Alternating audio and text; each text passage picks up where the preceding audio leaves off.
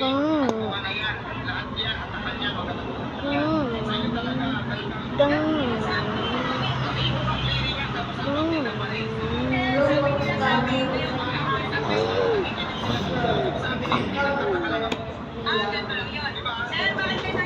minutes later.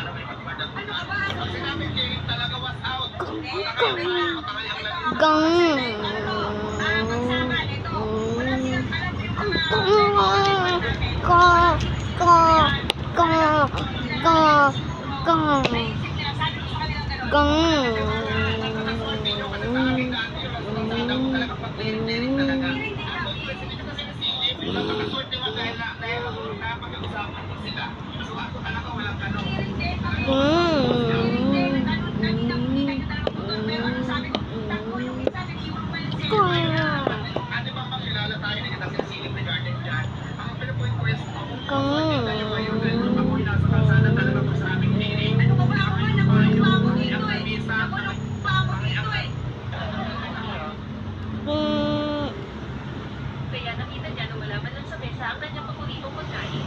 Doon lang napagtanto ni Sang Chewok na ang kanyang dating napakamahal na asawa ngayon ay nararamdaman ng labis na pagkabigo sa kanya. Sa katunayan, 5 taon na ang nakalipas. Ang babae ay nagpakasal sa lalaking minamahal niya dahil sa pag-ibig.